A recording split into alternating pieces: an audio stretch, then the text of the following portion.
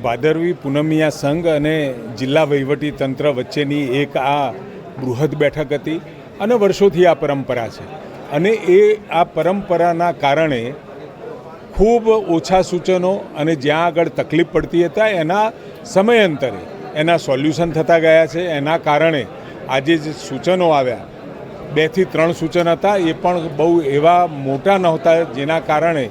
કોઈ પણ એવી મોટી તકલીફ પડે અને એ સૂચનોને આમેજ કરી અને એસપી શ્રી અને કલેક્ટર શ્રી બંનેએ કહ્યું છે કે એ બાબતનું પણ પૂરતું ધ્યાન સરકારશ્રી તરફથી અને વહીવટદારશ્રી તરફથી રખાશે અને અંબાજી જેવું શક્તિધામ હોય 51 શક્તિપીઠ પૈકીનું એક, લોકોની આશા, શ્રદ્ધા અને આસ્થા હોય એટલે દુનિયાનો સૌથી મોટો મેળાવો જ્યારે અહીંયા યોજાવા જઈ રહ્યો હોય અને સતત 8-10 દિવસ સુધી આ ચાલતા મેળામાં વહીવટીતંત્ર પણ ખૂબ મોટી કસરત કરી, મોટું કામ કરી, મોટી વ્યવસ્થાઓ ઊભી કરી અને આખી વ્યવસ્થાઓ ઊભી કરતી હોય છે ત્યારે તમામ પદયાત્રીઓને અને સાથે એક સરસ વ્યવસ્થા સુંદર એ થઈ છે કે દરેક સંઘોના પ્રતિનિધિ અહીંયા આવી અને જે પણ કોઈ વાત થાય એ પ્રમાણે જ્યારે એ પદયાત્રા ચાલુ કરે એટલે એને આમેજ કરી લેતા હોય છે. એના કારણે સુખ શાંતિ અને સરળતાથી આખી પદયાત્રા થતી હોય છે.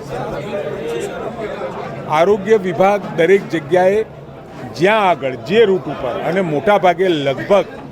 90 થી 100 કિલોમીટરનું અંતર ત્યાં આગળ જેમ કેમ્પ પદયાત્રીઓની ડેન્સિટી વધશે, ઘનતા વધશે એમ એ પોતાની વહીવટીતંત્ર તરફથી ત્યાં આગળ ડૉક્ટરોની વ્યવસ્થાઓ, દવાઓની વ્યવસ્થા